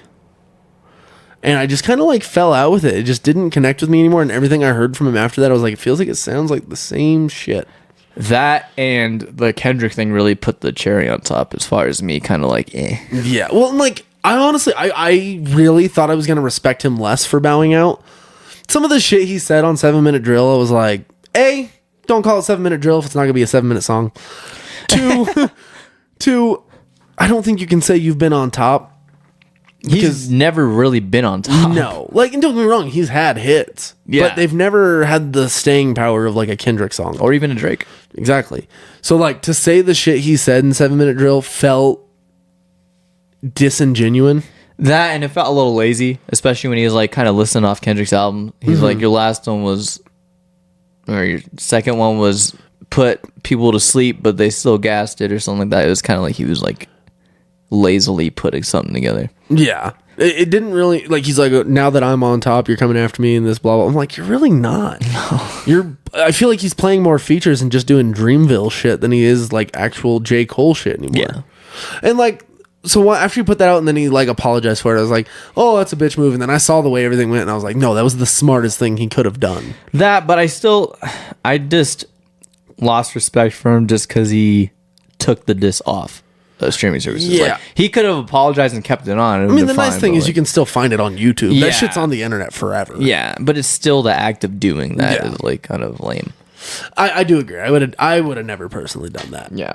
But I mean, who knows why he did it? But I'm sure it probably gives him a lot more peace to know that, hey, I'm not in the middle of this shit, because that was toxic as fuck. That was very petty and toxic and bad. Yeah, it was bad. Yeah. It was really bad. We like it though. Oh, we do. I mean, it's kind of how we are as like a society. I mean, look at we're not going to go into it fully, but look at the memes from this past week over Donald Trump being fucking Convicted Yeah. of like what 30 something things. dude. I've seen so many things back and forth on fucking Facebook and everything where I'm like, imagine. I can't imagine. I never knew that I had such a diverse group of friends. Like everybody is fucking going one way or the other. It's insane. Will he still be able to run? Yep. Oh, He okay. can't vote though, because he's a felon. But he can run for president as a felon. Yeah. That's crazy. You can run from jail if you had to. He most likely won't serve any time. No, I wasn't thinking so. Well, it's a Class E felony, which is the lowest form of felony. And he's a first-time offender. Don't get me wrong, there's 34 counts, but as a first-time offender, being 70-something years old, there's almost no threat to society. There's nothing you can really do. Yes. And At that point. if you were to throw him in jail, that would just galvanize the vote that much more, to where people would be like, this is election interference. We're turning into a fucking third world country. And it would just bolster him to get elected. Yeah. But honestly, dude, this is just my personal hypothesis at this point. I'm scared that something's going to happen to where he's not going to make it to the election with the way shit's going. Like he's gonna die? Yeah. How old is he? So, no, I'm not saying by age. He's 70. Oh, you're saying someone's gonna kill him? Yeah. I think he's like 77. I mean, he's close to it. They're both old as fuck. Yeah. I think he's only like 4 or 5 years younger than Biden. Yeah. But he's clearly way more coherent. Yeah. But my thing is, You think someone's gonna try to it? yeah. Okay. That not only that, regardless of how you feel about the man, I do feel like all this shit is kind of what's the word I'm looking for? Directed with what's going down with how many fucking cases did this man have? What? Like way too many. It literally feels like shit they do in like Guatemala and like third world countries where they're just trying to take out political opponents. I'm like, this is where you start getting people to flip to the other side. If you didn't want people to do that, fucking quit trying to block them and shit would probably be just fine. Yeah. Like it makes no sense. Yeah, it's a mess. It's a mess for sure. But I don't know. But with the way of how it feels so directed and so coordinated, it would not surprise me that they're kind of getting on their last like hope for winning, to where they're like almost feel like they have to pull a JFK or something. Yeah. But it's fishy, it's dirty, it's all gross, and it all feels weird to even say. It's just how scary the world is becoming. We're like, regardless of whether or not you think the man should be elected or you agree with his politics, there shouldn't be this much interference. No, there shouldn't, because yeah, like you said, it does look kind of bad. Yeah. On everything. It's the shit that we make fun of Russia for. Yeah. I mean, have you seen how those fucking... Dude, was it Navalny, the guy that was running against Putin, died like 3 months before the election in prison? I wonder how that happened. Yeah. So, or like, there are certain things in Russia that happen that are... I mostly agree with, I'm not going to lie. There was this pedophile who was found to have killed himself by stabbing himself in the back 37 times. So, in Russia, they declared it a suicide. I'm like, how? But no one fucking said anything because they're questions like, he fucked with a bunch of little kids, so that's what most people would kind of prefer to happen. Yeah. So they were like, yep, suicide. That's insane. That's insane. Yeah. Oh, speaking of which, well, I don't know, it kind of relates in a way, I guess, Talking about Drake? to the whole thing. No, to like this whole political thing. We were at the farmer's market at City Park on Saturday or yesterday. And you know where Twist and Shout is on Colfax, East Colfax, where East High School Yes. is? Yeah. We were sitting right there. We're at the end of the farmer's market, just in the grass. And all of a sudden, here comes a fucking protest. A pro-Palestine protest. And they stopped right there. And I'm like, I want to like chill. Like, I Right. don't want to be fucking yelled at. So we like walked away and went into Twist and Shout and stuff. And I'm like, fucking A. And they were there for a while. Dude, And the cops were blocking the street off and stuff. so like, don't get me wrong, I want shit to quit. I don't want there to be any wars. I don't either. But at the same time, all these people protesting, how much do they actually know about it? Fucking nothing. They probably don't know anything. They're just like spewing out talking points that they see on the news Oh and yeah, shit. I was listening to this one podcast, and this dude's the like main guy is from Armenia. Like he immigrated from Iran, and he's watching all these people being kind of coached on how to protest, and without being told what they're chanting, they just chant along. So they're chanting Magdad Amrika, which is death to America. And they ask for no explanation. And then they do the Magbad Israel. So like death to Israel. But none of these fucking people do any homework. And they just want a gold star. Like that's all they care It's about. a trend. Yeah, exactly. A lot. They want to be seen as like the a most, fighting I'll stand up for- for whoever. Give me a fucking pat on the back. Like, And if you actually believe in this shit, cool. Yeah. There are things that Israel has done that I disagree with. There are things that Palestine has done that I disagree with. Yeah. I don't think Palestinian people are evil. I don't think that Israeli people are evil. I think leadership fucking sucks. And we need to fucking have someone in our office who will go and fucking sit down with both fucking sides and get shit squashed instead of sending money to both fucking sides through whatever means. And you're kind of just, yeah, it's It's all fucking stupid. Yeah. And it's like that Bo Burnham song in Inside. I think it was the sock hand one. And he's like, why do you rich fucking white people always have to insert yourself in like everything? Yeah. And that's all I saw. That wasn't a protest. Oh yeah. Oh, every time. That's literally all I saw. Why do you rich fucking white people feel the need to? And it was like there was For like your own the whole self-actualization. Yeah, there was like a whole group grouped together doing the thing, and like one was on a microphone, and there's cars parked well behind the protest, and there's people like standing outside their windows and shit and just chanting random shit. I have a picture of it. I'm like, Dude, that stuff is insane. I wanted to go up to me like, do you know what you're protesting? That's the thing. Most of these people really, really, really don't. Yeah. Like, gays for Gaza makes no fucking sense. It makes no sense at all. Dude, they throw people off of rooftops that are gay in Gaza. Yeah, you try to go protest that shit over there, you fucking die. Yeah. They don't want your support. No. Like, The people who are getting fucked up over there don't want your support. no. If you're gay. No. And honestly, most of these people that are... It is wrong for civilians to be caught in the crossfire of all this. Yeah. Hamas is fucking evil. You Yeah. can't deny that. The Yeah. Palestinian people as a whole are not. No. But it's But they're really... all blanketed in. Yeah, it's really weird to criticize one side and not the other because 1,300 people were killed on October 7th in Israel. Yeah. And this has been going on for fucking more than 10 years. Well, yeah, because I've been hearing about Gaza since I was in high school. Oh, yeah. And yes, it would be nice to not have civilians in the crossfire when Israel retaliates. But Hamas is such a fucking shady thing that they hide themselves in with the civilians to villainize Israel. And by no point am I standing up for either side. I pray for both sides. I just wish shit would just fucking end. But it is insane that there is such a double standard where the government, the Hamas stuff that runs Palestine,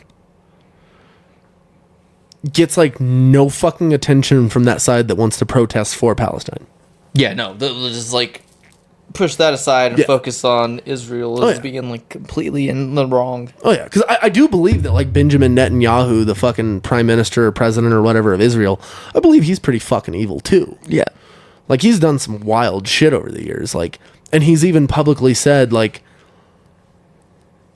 we don't want things to get solved because the more people view them as the bad guy, the more help we get. Yep. Everybody in this world is so disingenuous and everybody's after their own means, trying to figure out how to further their own political agenda or just agenda in general, where we're never going to get anywhere. It's just another way to get us all at each other's throats forever. Yeah. And it's just like even, I think you were saying when Russia and Ukraine thing happened, there was like a peace treaty in place, but we intervened with that. Yep. So it's like... Yeah, that we convinced Zelensky not to sign the peace treaty. Yeah. For what fucking reason? Yeah. So we can send More money. We're over $200 billion into Ukraine now. Yeah. Which is fucking insane. Yeah, that's a lot. And meanwhile, over here, there's a lot of fucked up shit happening. Oh, yeah. And it almost seems like this is going way further than I expected. But it almost seems like we're collecting our taxes and raising our taxes all the time for no fucking reason. Yeah. Because if our money is going to go to all these other places and not even coming to help us, what are we electing people for one? Yeah. But like... And why should we care? Yeah. Like I was listening to this Warren Buffett video earlier. And he was talking about how he's like... my company, we made so much this last year to where in taxes we paid $8 billion. He's like, if 8 other of like the biggest companies in the country were to pay their taxes, US citizens wouldn't even have to. Mm-hmm. But because we give all these breaks to all these big fucking companies, fuck the little guy. Yeah. It's wild. Because it's a business. It really is. It's not really a country. No, it really does feel like a business. Like we've gone so far away from the ideals that started America. Yeah. Where like capitalism is one thing, but what we've turned into is fucking gross. We like to advertise those ideals. Oh yeah, but we don't. We still have one of the best systems, especially for people living hand in hand. But you can't get people to get out of their own bubbles to actually want to get along, for one. Yeah. I don't know. It seems like a lost cause at this point, because no matter what generation, what year, what millennia, whatever, it's always been people at each other's throats for ideals, for religion, for property. It's nonstop. Like, I don't want to live in like a fucking commune, but if we could actually all get along and everybody just had their own fucking property and everyone just shut the fuck up, we'd be fine. Yeah. Be amazing. If I never had to see my neighbor, I'd be okay with it. Yeah. Like, fucking, I would love to be like self-sufficient and have my own like garden / farm type deal and just my own animals, my own food, and never fucking worry about anything ever. That's again. why Kenzie's parents' house is so nice, because they live on a ranch, and their closest neighbor is like far away. Right. And it's just nice. You go out there, you can't hear shit. That's You're the fucking like, dream, bro. Yeah. That's why I miss Fort Morgan. I've been heavily contemplating moving as far as possible. Yeah. But nothing's fucking affordable anymore. And it's sad. Not here, at least. No. I was actually looking at, well, not looking, but on Instagram, an ad popped up from this like Remax in Texas. I forget what city, but there's a nice ass house for like $277,000, and like the floors are all marbled out, and it's all like super fancy. Oh, wow. Same house here would be like $1 million. I found one in Texas, 170,000. Yeah, it's like fucking crazy. And then I did find one in Colorado, but it's like 2 hours away. Let me see. If Brand new, half an acre. See, look at this shit. $288 for that. Where's this? South Texas? Look at that shit. How is that 288? And how many bedrooms? 3 bed, 2 bath, 2 car garage, 1,657 square feet. Dude, $288,000. Hidalgo, Texas. That's absolutely gorgeous. The marble floor alone? For that price? Dude. It feels like the marble floor alone would be that price. Yeah. $265. Send me this realty. Oh, this is on Instagram. Instagram. Send me this fucking realty group. The Rio Grande Valley. Let's move to Texas. Dude, I'm in. Fucking, let's go fucking join Joe Rogan and all of his fucking buddies at this point. That's insane. That's nuts. $288,000 for something like that. Dog. That would be the dream. Yeah. It'd be sick. Fucking A, Cotton. Fucking Texas. Well, Colorado's just becoming like California that way, so Yeah. it's California. yeah. Do what? It's a mess. It's fucking insane. Yeah. Especially the closer you get to the city. Mm-hmm. Like, Denver's a fucking disaster. It's a disaster. It's insane. Can't even go downtown anymore. No. It's so dirty. Dude. It's fucking homeless people everywhere. See, I have compassion to a certain degree, but seeing how many there are, it's like, why are we not at least trying to get ourselves out of these situations? Yeah. We just keep, I don't know. I will say, it's not even a positive thing. I don't know how to put this. I've never seen so many people trying to wash windows. Oh, yep. Like, this last year, it's been astronomically more than I've ever seen in my entire life. Yeah. I feel like I'm fucking living Happy Gilmore's life. I don't understand. And I'll be honest, it's only one type of people that are doing it. Well, it's because It sounds really racist, but those people are getting shipped here from places like Texas, because Texas is not like an asylum state. Yeah. So that's why they're all over here. well, yeah, everybody else wants to bring them in, so they're like, well, we'll fucking send them to you. Like, Yeah, and that's why. Yeah, you can't. and Texas is getting shit for that too. Like, I know. But I try to go to Kenzie's and I'm on Colorado Boulevard, like Colorado and Colfax. Mm-hmm. You can't even like sit at the stoplight without being like constantly harassed. yeah. And I'm like, Jesus. And like, don't get me wrong, I would much rather see people trying to do something rather than just collecting money on the corner. But it's like, it's fucking everywhere now. Yeah. And I feel like I have compassion. Maybe I'm wrong. It's gotten to the point where I'm like, dude, even if I wanted to, I don't have enough money to give to fucking every block. No, I'm like, do you realize that I don't have money either? Like, I want to tell them that sometimes. I'm like, I don't have fucking money. Yeah, and I don't carry cash. Yeah. No one carries cash. No. The amount of people I see giving money, I'm like, where the fuck did you pull that out? Like, Yeah. I'm like, they think just because you're like in a car, you have money. I'm like, I'm fucking broke. I don't have money. dude, especially these last couple years, it's been hard. Yeah. But Like, I was so much better off before. Like, this has been a nightmare of a couple years. yeah. Fucking the interest rates on houses have gone so far up where it's that much more unaffordable. Prices of houses went slightly down over the last year, but it's still way more expensive than it was fucking 4 years ago. Yep. I remember like in high school when you'd see signs for like new neighborhoods and they were like starting at the low 200,000s. Well, now we're at the point where like all these places that were originally advertised as like starting in the 400,000s are all well into the fives now. Yeah, or even 6 in some places. Yeah. And But- they advertise it like it's no big deal. No. I'm like, what the fuck? They're like, it's a good deal. It's fucking not. It's not. You're fucked. My parents bought their first house for like $190,000. Yeah, I want to say that's what mine was too. It's the house that we used to do the podcast Yeah. at. And now it's like 600,000. That house just resold again. The people we sold it to somebody else. $556,000. That changed in 20 years. Because remember that house I took pictures of that was right across the street from that? Yeah. That one, they put it up for like close to 700,000. It was like 650 something. I'm not going to lie, they have a nice backyard. But still, Yeah. what the fuck? Yeah, it's insane. It wasn't even that big of a house, really. It's really not. Yeah. It's disgusting. I know. And I used to look up like an area like where my grandparents lived by Sloan's Lake. Oh. I took pictures of houses over there, and I'm like, it's like a small ass house, and it's redone really nice, but like a small house, and I'm like cool mill. 800,000. I'm like, Yeah. the fuck? Well, and a lot of those people are getting bought out for even more than that just so they can tear it down and build apartments. Yeah. Like, I've seen people like with a single family house go for like 2 million over in Sloan's Lake just so they can build like duplexes and shit. Oh yeah, my grandparents' house. I guarantee they could sell it for $1 million plus. Oh, yeah. Easily. But at the same time, you got to uproot everything and everything you know.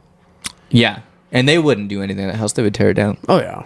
Yeah. It's like the memories that like are there for people don't fucking matter. So, Yeah, it's insane. yeah. It's sad. It's very sad. It's also crazy to like they're the only old people on that street anymore. They're the only Mexican people on that street Really? anymore. Oh yeah, there's a bunch of It's gotten hot people over there. gentrified. yeah, really Like, dude, crazy. even fucking 5 Points hasn't gotten to that point. I know it's insane. It's getting there. Yeah, it's getting there. But It will be there like in the next couple of years. For yeah, sure. dude, honestly, we went to a brewery today, right before I came over here, like 67th and Pecos. Nah. That area has changed so fucking much. Like, completely different. It's super gentrified. You see some areas of what it was, Oh, but it's gonna be all like pretty gone pretty soon. Oh yeah, dude. Everything's getting taken over and people are getting pushed out. And it's sad, but It's sad, and then it raises everything else, and that's why it's so. That's one of the reasons why everything's so expensive. that's why it's super tempting to move down south or out east. And it's all those people, like they're usually stuck up people too, Oh, and dude. they're like, I don't know. Well, and that's why, like, don't get me wrong, like, I don't give a shit about people's political things, but that's one of the reasons why we've gone from a like fairly moderate state to like one of the bluest states in the country. Yeah, us, probably New York and California. California, Pennsylvania was really bad for a while. Chicago, blue too. Illinois is really bad blue. Bick and back, being boom. Houston is like the only blue, like major city in Texas that's blue. Really? Like, What crazy. about like I would picture like San Antonio to be like that too. No, it's still red. Really? Surprising. And then what's the other big like really blue state? Well, most of New England. I would imagine so. I would imagine places like Washington and Oregon and Oh shit yeah, like that. Washington and Oregon are huge for that. I mean, they legalized drugs. Which I think is a mistake too. It was a huge mistake. So like to a certain degree, like stuff can be helpful, But you look at like the amount of overdoses that have happened in Washington and Oregon over the last 4 years since that happened. Yeah. It's destructive. Yeah, I wish drugs were never invented. I wish 100%. alcohol was never invented. I agree with you. And dude, I have a hard time getting away from alcohol.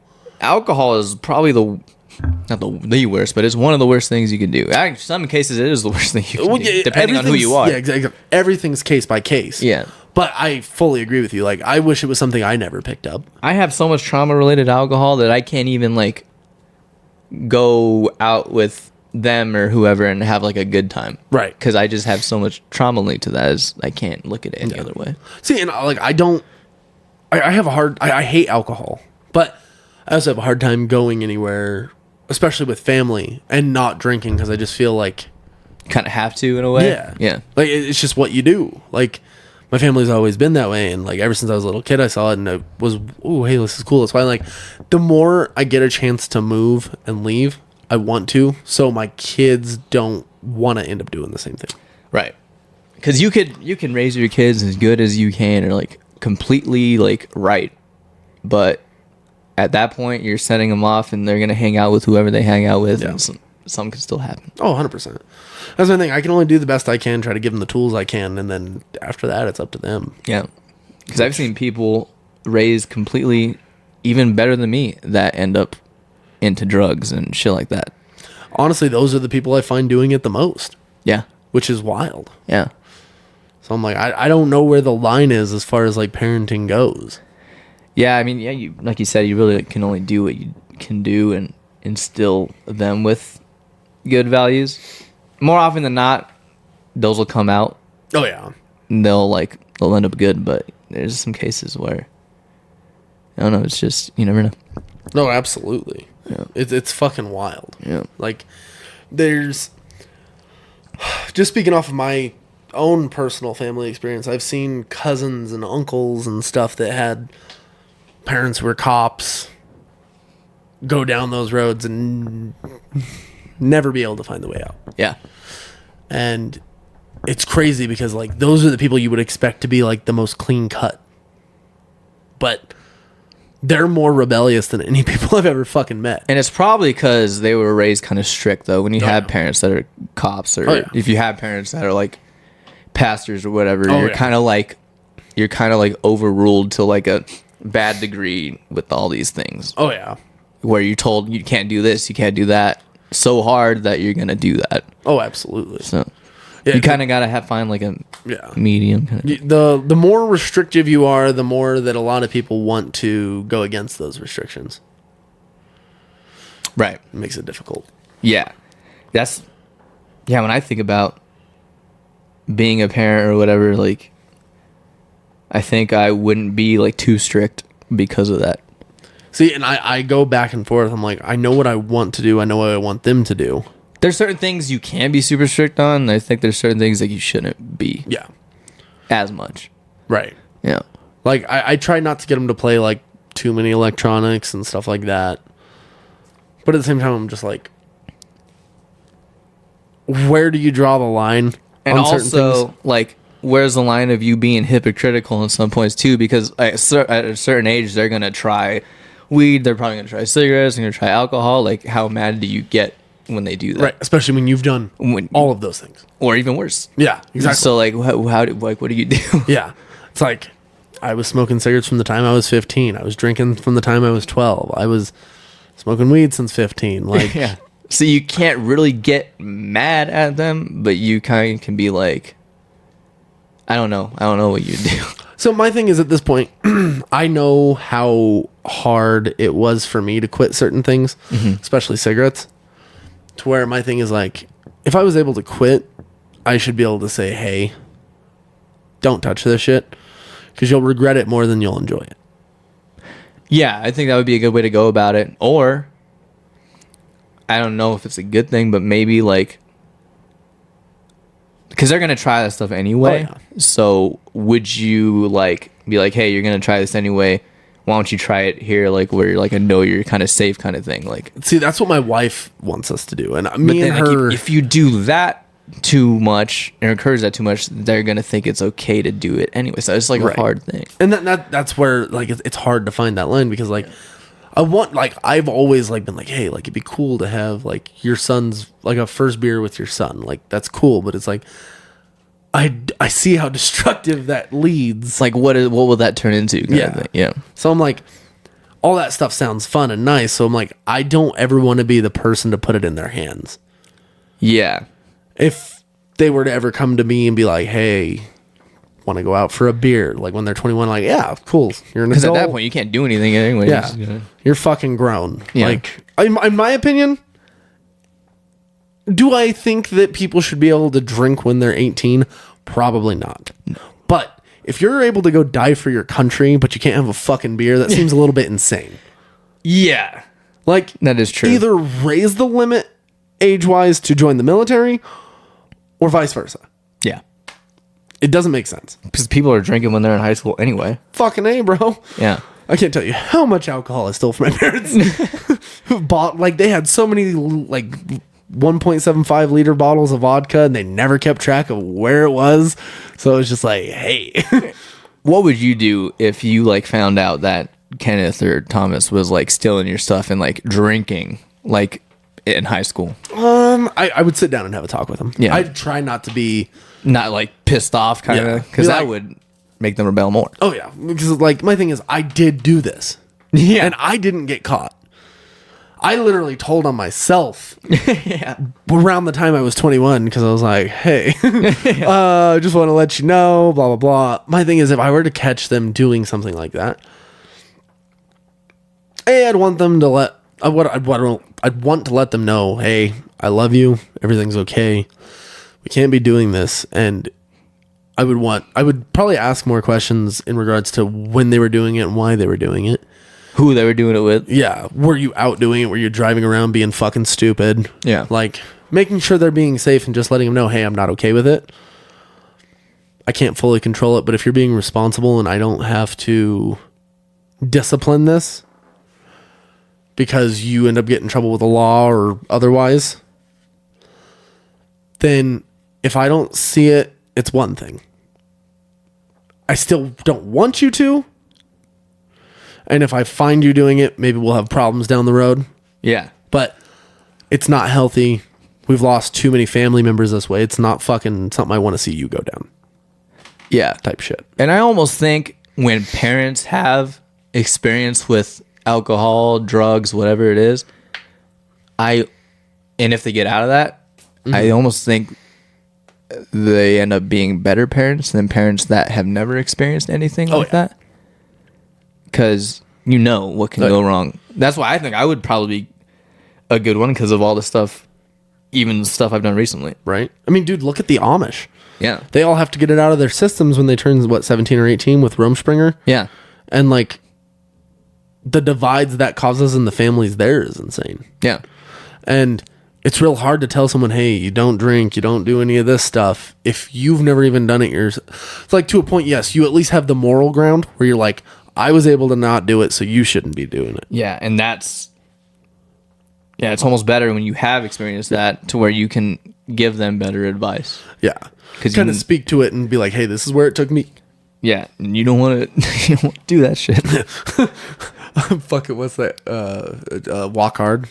You don't want no part of this shit, do we? It kind of sounds like I want part of this shit. So, did you hear what I said? Yeah, that was pretty good. He's like, it's Viagra. It gets your dick hard. He's like, you don't want no part of this shit. He's like, you're right. I don't want no part of that shit. He's like, did you not just hear what the fuck I said? It's a complicated thing. And like, even like if you're a parent that is doing stuff like that while you're being a parent, that's bad. Oh, yeah. Because that's stuff that I've experienced. Yeah. You know, and that's why I think the best parents are probably the ones who have done bad stuff and have gotten out of it and then can like teach. Yeah. I think you get that experience for a reason. Oh, 100%. Whether it is bad or whatever. Yeah. So you definitely gotta, lived experience is a big thing, man. Like, yeah. It's one of my things, like, and I know I've said this in a past podcast, but like, you don't want to build your testimony, but it's better to have built it and got out than to not have gotten out. Right. So Right. it's the benefit of, hey, I know what not to fucking do now. I remember I was able to get my parents to let me smoke cigarettes because I called them hypocrites. Right. Like, it's one of those things I've been very mindful of, thinking about a lot of the shit I do, but I still can't get myself to quit drinking. Because what would you do if you were in that exact same situation and like Kenneth called you a hypocrite for whatever reason? Then what would you do? If I'm honest, yeah, it would fucking hurt my feelings. I'm not gonna lie. Like, it would be hard. But my thing is, I think I would do it different than what my parents did, and I don't mean to like throw shade at them for this at all. I feel like I would try to show a little bit more of my backbone and be like, no, I'm your fucking dad. You're not gonna sit here and throw around this shit. Yeah. And I'm not gonna play that game. Right. Like, that was the only thing like me and my parents really ever fought about. Like, especially if you compare me to my sister, I was an angel. So, like, no. I know that hurt their feelings when I was a kid too. So I'm like, that's one of my things. I will not let my kids think they can do that, because I know how much I affected my parents with that shit. Right. And I guess eventually, like, it comes full circle and it's going to happen to you. Like, they're going to say stuff that you said to your parents. Oh, 100%. And at that point, too, you can't really get mad at them either. You're like, well, fuck, I did that too. Exactly. You're like, all right, fucking fine, whatever. But you can be stern, like you said, and be like, you're not going to fucking talk to me that way. Yeah. Kind of thing. Exactly. Yeah. It's always hard to find that line. And I get more and more scared every day when I see them growing up. And I'm like, You're like, it's coming, something's going to come up. I'm like, it's just a matter of time, bro.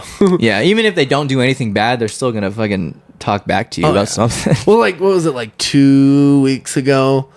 I went up to, they were all jumping in the trampoline, and I went up to one of them, and my nephew is like, hey, JoJo said the F word to Kenneth, and I was like, oh, great, we're doing this shit already, bro? Like, you're 8 and 7. Like, come on.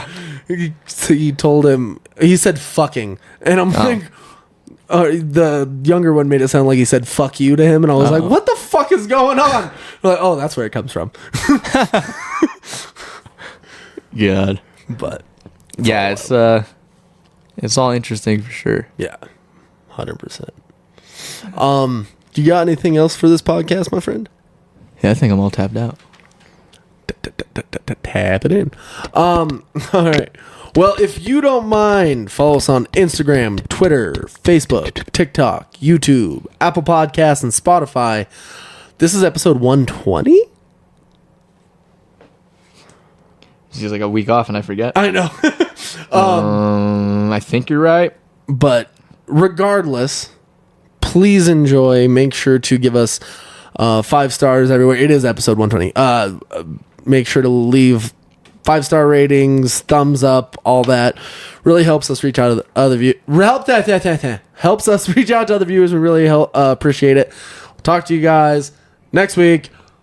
Goodbye. Bye. Peace.